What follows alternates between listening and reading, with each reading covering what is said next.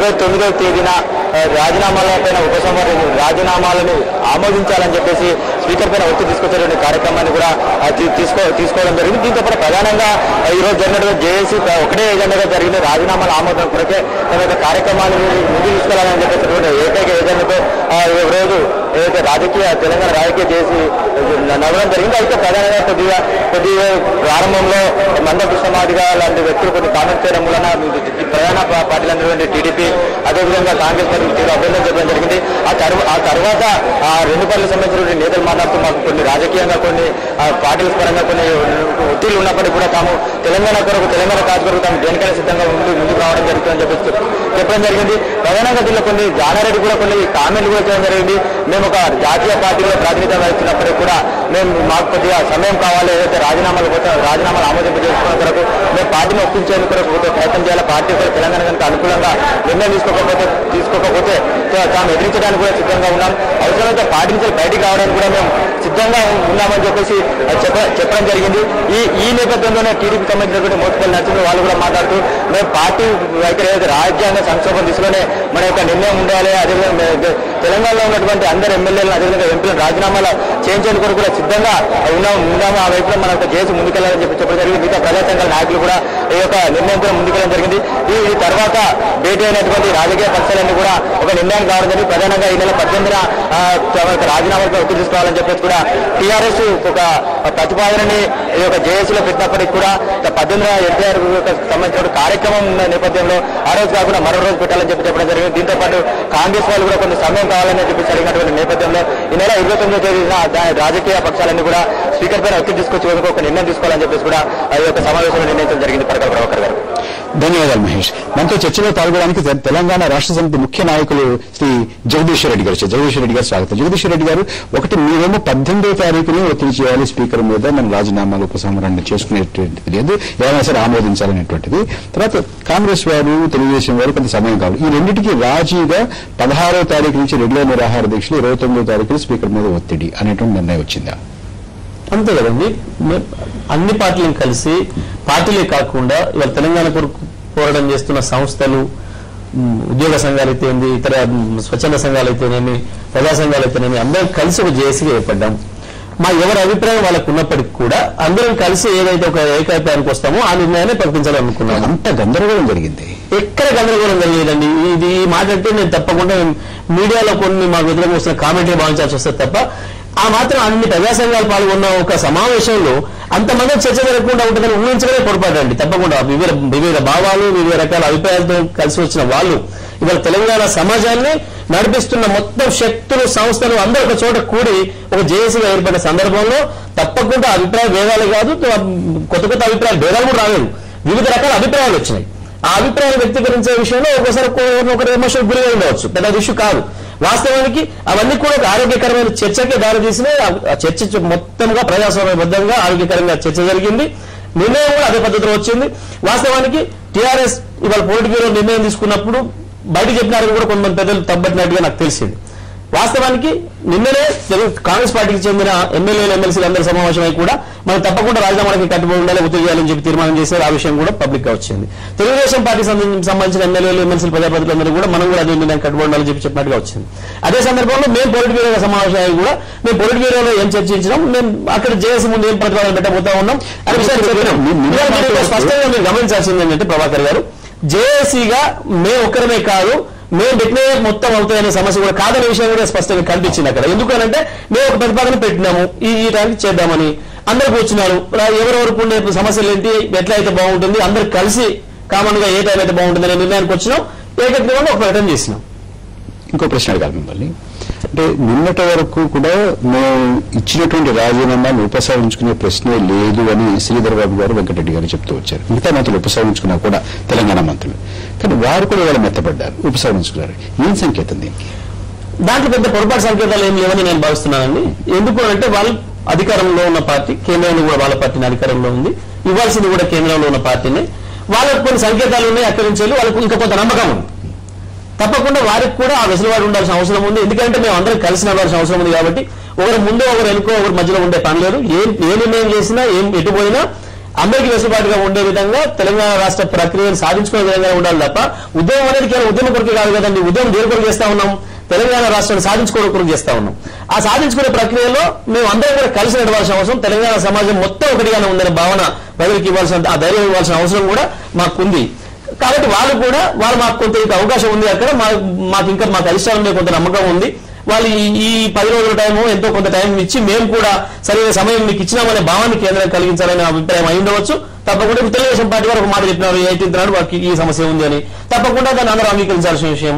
అదేవిధంగా కాంగ్రెస్ సంబంధించిన మంత్రులు అయితేనే, ఎమ్మెల్యేలు అయితే, ఇతర నాయకులందరూ కూడా మాకు ఈ రకంగా కొంత సమస్య ఉంది, కొంత ఒత్తిడి ఉంది, మేము ఇటు ప్రజల తరఫున ఎంత కొట్లాడతామో అధిష్టానం కూడా మేము కొంత గౌరవించాల్సిన అవసరం కూడా ఉంది, ఆ రకంగా మేము కల్పించాల్సిన అవసరం కూడా ఉంది అనే భావన వాళ్ళు వ్యక్తీకరించి ఉంటారు.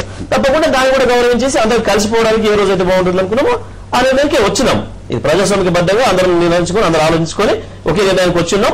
తెలంగాణ సమాజం మొత్తం ఒకటిగా ఉందనే విషయాన్ని ఇప్పటికి కూడా ఇస్తా ఉన్నాం. తెలంగాణ వచ్చేందుకు కూడా ఇచ్చి తీరుతాం.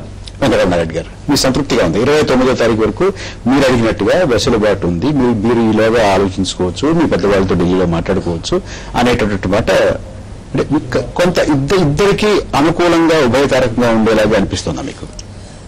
అంటే కొంత టైం ఇచ్చినట్టుగానే ఉంది కదా. ఎందుకంటే నిన్నటి వరకు 5th నాడు ఒక ప్రాసెస్ అనుకున్నాము, మొన్నటి 4-5 రోజులు మేము అందరం కూడా కలిసి వచ్చిన తర్వాత ఈ రోజు ఏంటంటే ఒక 20 రోజుల సమయం వాళ్ళు నిర్ణయం తీసుకునేదానికి అవకాశం ఇచ్చి దానికి అవకాశం ఉంది. కాబట్టి ఈ లోపలనే ఒక స్పష్టమైనటువంటి సంకేతం వస్తుంది అనేటువంటి ఆశాభావంతున్నాం. కాబట్టి మేము కూడా పార్టీ పెద్దల దగ్గర పోయినప్పుడు మేము ఇంత సమయం ఇచ్చినా మరి ఇంకా మీరు నిర్ణయం తీసుకున్నప్పుడు మాకు ప్రత్యామ్నాయం లేదని మేము కూడా ఈ మధ్యకాలంలో చెప్పే అవకాశం ఉంటుంది. మీరు చేస్తారా నిర్ణయం, లేకపోతే మేము 29 నాడు కలిసి మేము రాజీనామాలు ఒత్తిడి చేసి రాజీనామాలు ఒప్పు చేసుకొని పోవాలనే పరిస్థితి వస్తుంది. కాబట్టి ఇది కొంత సమయం.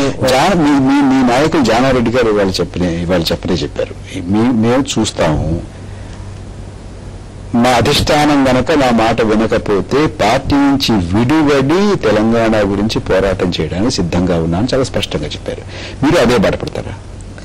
సరే, వారు మాట్లాడారు. అల్టిమేట్ గా తెలంగాణ సాధించాలనేటువంటి దిశలో వారు అంటే మాట్లాడినటువంటి కాంగ్రెస్ పార్టీ నుంచి విడివడి అయినా సరే తెలంగాణ కోసం పోరాడడానికి సిద్ధంగా ఉన్నాము మేము అనేటువంటి మాట చెప్పారు. అంటే ఒకవేళ ప్రత్యామ్నాయం లేనప్పుడు అల్టిమేట్ గా అదే జరుగుతుంది. అంటే కాంగ్రెస్ పార్టీ ఎంత సమయం తీసుకున్నప్పుడు కూడా ఆ నిర్ణయంలో రానప్పుడు ప్రత్యామ్నాయం లేదు. మేము నాకైనా ఇంకెవరికైనా మేమందరం కూడా అదే దిశలో ఆలోచించాల్సిన పరిస్థితి. దానికి ఎంత సమయం ఇస్తారు? ఇక దానికి అంటే మేము అంత దూరం రావాలనుకుంటాం. ఎందుకంటే మేము అందరం కూడా ఒక 20-30 మంది తెలంగాణ ప్రాంతానికి సంబంధించినటువంటి శాసనసభ్యులం కానీ పార్లమెంట్ సభ్యులం కలిసినప్పుడు వారు తెలంగాణ విషయంలో చాలా స్పష్టంగా ఉన్నట్టు కనబడ్డది. మాకు విశ్వాసం ఉన్నది.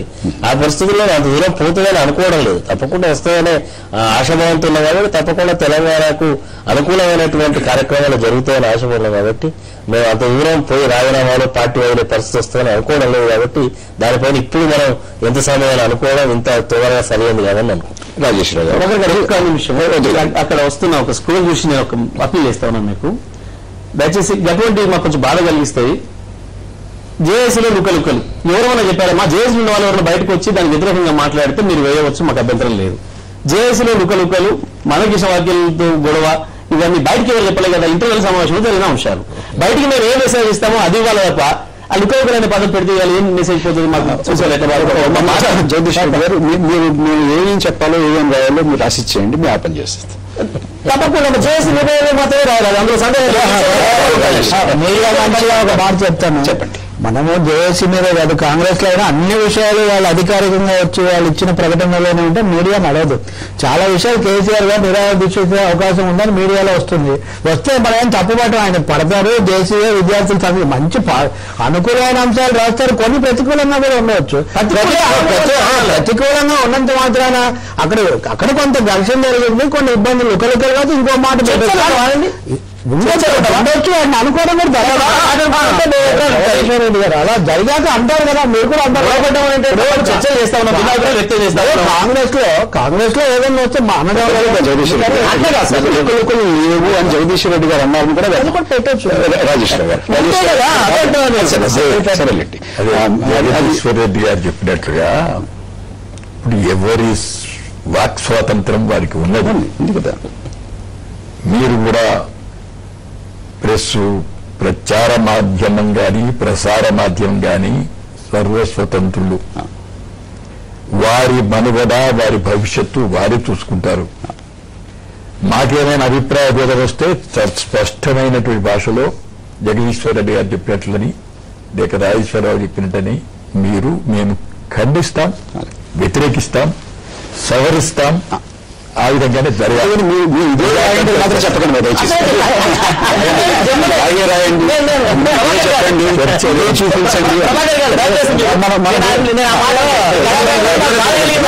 రాజేశ్వర గారు, ఒకటి కాంగ్రెస్ లో ఇంకొక ధారణ వస్తుందంటే ఒకవేళ ఇది జాప్యం జరిగి అవసరం అనుకుంటే తెలంగాణ రాష్ట్రం కోసం కాంగ్రెస్ నుంచి విడివడైనా కూడా మేము ముందు పెడతామని కాంగ్రెస్ ఒక ధార కనపడుతుంది. తెలుగుదేశంలో ఆ ధార ఉందా?